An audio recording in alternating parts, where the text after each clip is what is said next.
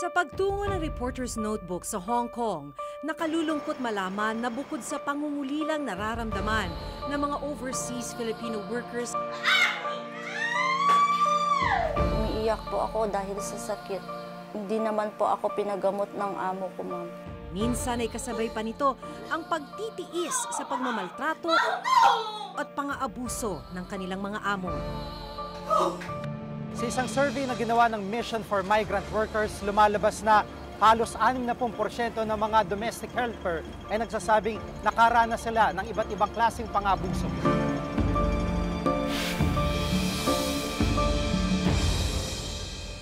Masakit ba, Ne? Opo, ma'am. Nitong Disyembre, napabalita ang pang-abuso raw sa isang OFW sa Hong Kong na itatago namin sa pangalang Wilma. Tinawag ako ng amo ko para magmasahe sa kanya. Pero hindi ako nakamasahe ng mabuti. Tapos pagkaraan ng irang sandali, ako ay nagplancha. Kukunin ko po sana yung damit na paplantsahin ko. Nabigla po ako.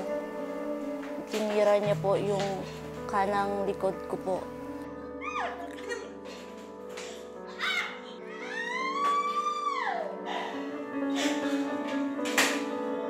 Umiiyak po ako dahil sa sakit. Hindi naman po ako pinagamot ng amo ko, ma'am.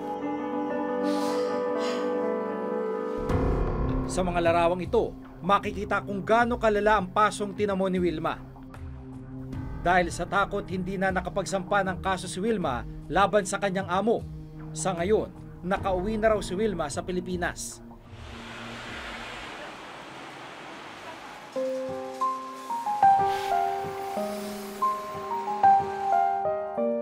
Sa aking patuloy na pag-ikot, nakilala ko si Jeneline, 4 na taon ng domestic helper dito sa Hong Kong. Ano yung naranasan mo dito sa pangalawang employer nito? Yung naranasan ko po dito sa second employer ko is very traumatic po talaga.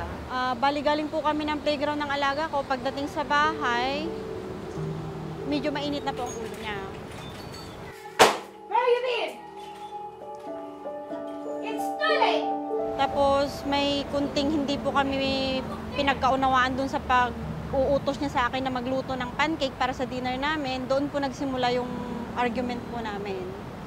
Hanggang sa, ayun po, pinapagalitan niya na ako. Sinundan niya po ako dun sa sala namin. You don't understand me? No, Mom! Tinulak niya po ako sa sopa. Nagreklamo po ako na nasasaktan ako. Pero inulit niya po yun. Nung akmang tatawag na po ako ng pulis, inagaw niya po yung cellphone ko. Tapos yung alaga ko po, na 4-year-old na bata, nag-iiyak na po siya. Kasi nasasaksihan niya yung nangyayari sa amin. Sa sala po kasi nangyari yun. Ngayon po, kinaladkad niya ako papunta sa kwarto ko. Para daw hindi masaksihan ng bata kung ano yung nangyayari sa amin. Doon po ako nagkapasa sa kanang braso. Binato po niya ako ng timba.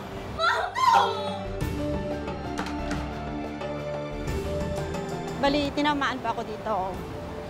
So, nung parang kalmado na po siya, nagpaalam po ako sa kanya na bababa lang po ako para lumanghap ng sariwang hangin. Doon na po ako, nung nakababa na po ako ng building namin, doon pa ako humingi ng tulong doon sa concierge namin para makatawag ng pulis. Nagsampa na ng kaso si Jeneline laban sa kanyang mapang-abusong amo. Ngunit ang masaklap, hindi raw makausad ang kaso. Hindi kasi dumadalo sa mga pagdinig ang inakusahang amo. May hearing po kami noong October 22 sa Makeup, pero hindi po siya sumipot. Ang nakalagay po doon sa mga notice na pinadala siya sa kanya is unknown address. Sa ngayon ho, ongoing pa yung kaso nyo? Opo sir, yung sa labor case ko po, hanggat di ko nakukuha yung right address, hindi po siya magmamove. Nang araw na idinodokumento namin ang kwento ni Jeneline, nakatakda siyang magtungo sa bahay ng kanyang amo kung saan siya nanilbihan. Kailangan raw niya kasing makakuha ng video na magpapatunay na doon pa nakatira ang nanakit sa kanya.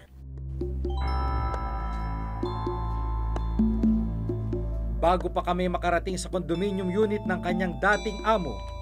Ayan o, yan papunta dito. Hindi ko siya pwedeng kausapin. Yan na po, yan, yung naka-gray black. Siya po yan. Yun po yung amo kong babae. Siya po yung nagtatago ngayon at hindi ko malaman kung nasaan yung address niya kasi hindi po siya umattend sa hearing namin. I-confirm po na doon pa rin siya nakatira sa Tower 1. Itong video na to na nakunan, nandito yung amo mo mismo. Opo. Kumpirmado siya yun. Siya po Paano yan. mo nasabi? Kilala ko po kasi siya. Ibig sabihin nito, hindi talaga sila umalis ng kanilang tirahan.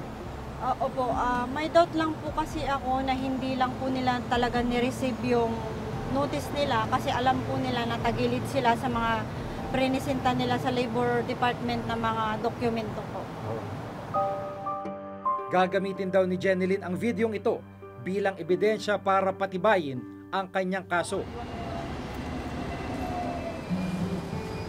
Bukod sa trauma na idinulot ng kanyang karanasan, naapektuhan na rin daw ang kanyang paghahanap buhay. Pakiramdam ko kayo, sir, parang yung trauma, nandyan pa rin po, pero kailangan mong magpakatatag dahil syempre, kung mabubuhay ka lang sa trauma mo, walang mangyayari sa'yo. Although nandoon yung takot, pero kailangan mo makipagsapalaran ulit nang sa ganun is may balik yung confident mo sa sarili mo in hoping na hindi na mangyari ulit yung kung ano yung nangyari. Ano ho yung nagpapalakas sa loob ninyo? Una po yung anak ko. Kasi bilang isang single parent po, kailangan mo talagang humanap ng trabaho, magkaroon ka ng stable job para mabigyan mo siya ng magandang kinabukasan. Kung sapat lang din naman po yung kinikita sa Pilipinas, mas na naising makapiling yung pamilya. Iba pa rin kasi pagkasama mo yung pamilya mo kahit na lalo ngayon sa ganitong sitwasyon, kailangan mo talaga ng karamay pero wala kang matakbuhan kundi sarili mo lang talaga. Paano ho yung kita nyo ngayon? Wala sir, kasi 2 months na akong jobless ngayon eh. Bali yan, binubuhay lang kami ng donations ng Beton House. And luckily naman may mga tao pa rin na may mga gininto ang puso na patuloy na sumusuporta sa amin. Kaya ang tanging hiling na lang daw ni Jeneline ngayon matapos ang kanyang kaso upang makapag-apply muli dito sa Hong Kong.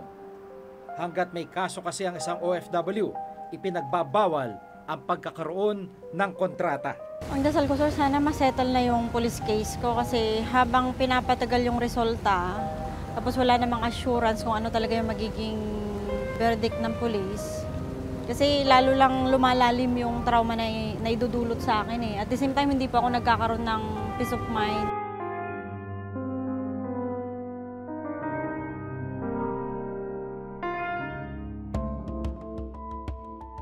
Dito sa Macau, nasa mahigit 25,000 Pilipino ang nagtatrabaho sa iba't ibang industriya. Ilan sa kanila, may mga masasaklap ring kwento ng pananamantala. Nung nagpaligo ako sa banyo, sinundan, hindi ko alam na pumasok siya. Pero nung naramdaman ko na lang, bigla niya akong nawakan niya ako sa...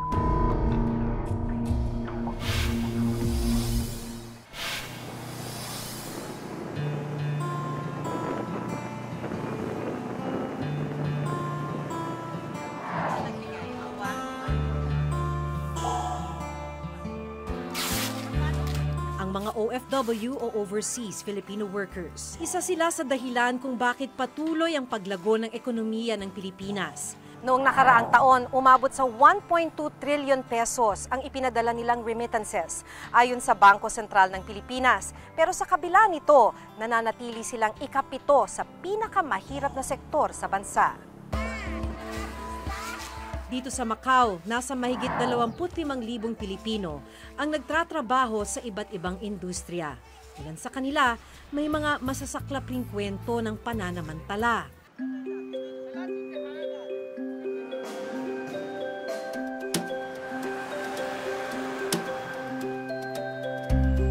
Isa na rito si Nanay Emerlina, isang domestic helper sa Macau. Kahit na nakapagtapos ng kolehiyo sa Pilipinas, dahil daw sa hirap na makahanap ng trabaho sa sariling bansa, ay napilitan siyang iwanan ng pamilya para makipagsapalaran. Sa ngayon halos magta 20 years na.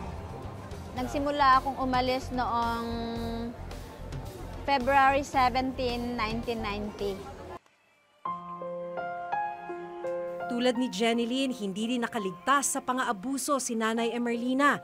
Sa mga nakaraan niyang amo, naranasan niya ang pang-aabusong sexual. First time ko sa Singapore, 30 years old pa lang ako noon eh. Bali, noon hindi ko alam na yon ay sexual harassment.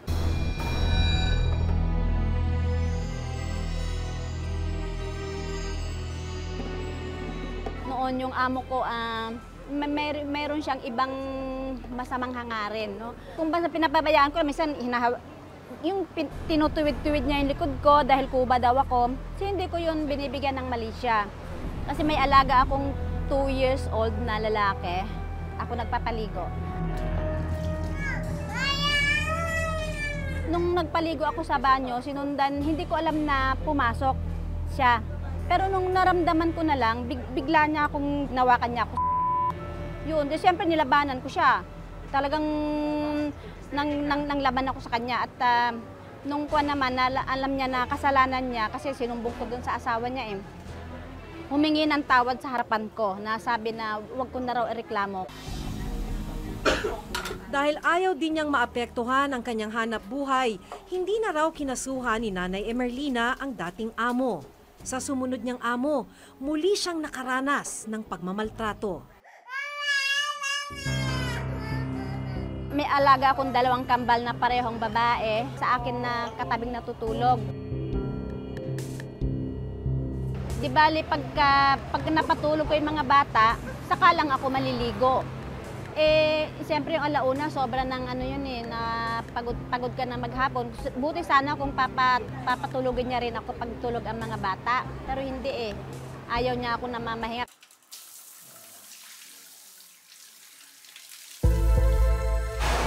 So nag-collapse ako sa loob ng banyo at pumutok yung ganito ko. Tapos yung bali, yung ikinaso ko siya, naglaban kami sa sa tribunal. Natalo siya. Kinatawan ngayon ng migrante si Nanay Emerlina dito sa Macau. Pumayag siyang magpakita ng mukha para magpatunay na maaaring makapagpatuloy sa paghahanap buhay sa kabila ng kanyang naging karanasan bilang OFW.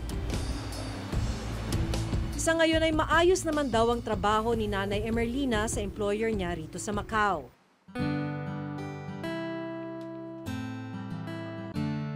Dahil stay out siya sa isang boarding house siya nagpapahinga bawat gabi kasama ang iba pang mga OFW. Mami, gaano ka-importante na yung mga Pinoy kagaya po ninyo sama-sama? Kababayan eh. Kesa yung nasa ibang boarding house eh, di ba yung ibang lahi, hindi mo masasabi kung may mga problema kasi hindi katulad yung close mo yung Pilipino. Sa kabila ng mga karahasang naranasan sa iba't ibang bansa, pinipili pa rin ni Nanay Emerlina na manatili bilang isang OFW para mabigyan ng mabuting buhay at kinabukasan ang kanyang pamilya. Ang tingin lang nila kasi sa amin yung bang ang dami namin pera na pampadala, pero hindi nila nakikita yung mga all sacrifices na kumbaga ang pinuhunan namin doon ay dugo at pawis. Yung taon, ng haba ng panahon na hindi mo nakapiling yung mga anak, no, hindi mo kapiling ang asawa mo, para bang yung gusto mong ibalik yung mga nakaraan, ang hirap na yun eh, hindi mo na may babalik. Ang sakit-sakit sa dibdib noon. Yung sarap at ligaya ng kasama mo sa pamilya ay hindi kayang bayaran ng salapi.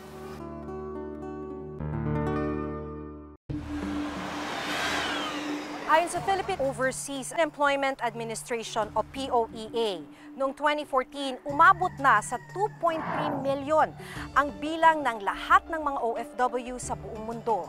Katumbas ito ng mahigit 5,000 tao na lumalabas ng Pilipinas kada araw para maging OFW. Ayon naman sa Migrante International, mula taong 2013 hanggang 2014 ay nakapagtala sila ng 138 na kaso ng mga OFW na hindi nakatanggap ng tamang sweldo at ang masaklap ay nakaranas ng physical, verbal at sexual abuse.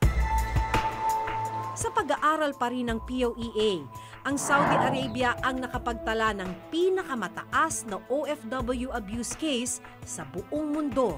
Umabot sa 541 ang kaso ng pang-aabuso sa OFW dito. Sumunod naman ang United Arab Emirates na umabot na sa 177 na kaso ng pang-aabuso. Matagal nang hinaing ng ating mga kababayang OFW ang kakulangan daw ng suporta mula sa ating gobyerno. Kasama na rin dito ang pagprotekta sa mga karapatan ng mga inabuso at pinagsamantalahan. Kasi hindi excuse na short kami ng tao kaya hindi namin nagagapan. Hindi yun pwedeng matanggap ng mga pamilya ng migrants, ng mismong mga migrant workers. You try to deliver the services as best as you can. Dapat meron kang sapat na budget. From time to time, lagi ang lumalabas na issue na wala na naman kayong budget o binawasan naman ang budget nyo. Pero sasabihin, kasi mahirap lang tayong bansa. Hindi pwede, hindi yun acceptable at the end of the day. Tinungo ng Reporter's Notebook ang konsulado ng Pilipinas sa Hong Kong upang malaman kung ano ang mga programa para sa mga OFW na nakaranas ng pang-aabuso. Yung sa cases na minamaltrato, na abuso, at iba pang kasong katulad niyan, paano niyo po sila tinutulungan? So tinutulungan ho namin sila mag-file ng police case.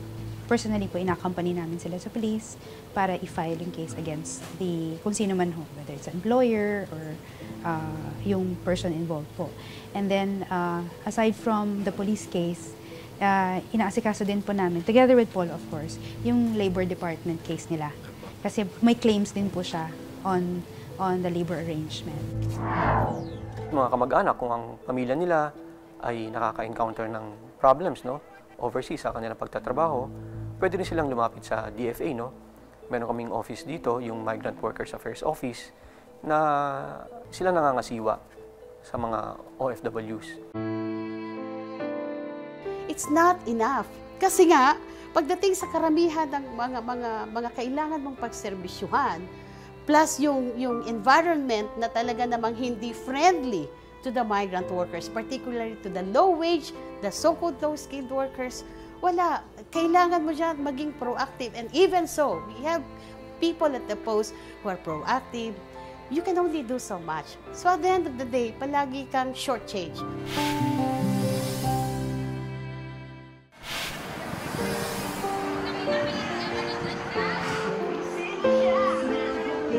Para sa mga OFW tulad ni na Jeneline at Nanay Emerlina, kakibat ng pakipagsapalaran sa ibang bansa ang pangungulila sa mga mahal sa buhay. Kaya rin nilang tiisin ang bawat pasa, luha at pananakot na dala ng pang-aabuso at pagmamaltrato ng amo, alang-alang sa kanilang pamilya. Ngunit ang tanging panawagan nila ay ang mas pinatibay na suporta mula sa gobyerno ng sariling bansa, ang bansang kanilang nilisan dahil sa kawalan ng magandang oportunidad. Hanggang sa susunod na Huwebes, ako si Maki Pulido. Ako si Jiggy Manikad at ito ang bagong dekada ng Reporter's Notebook.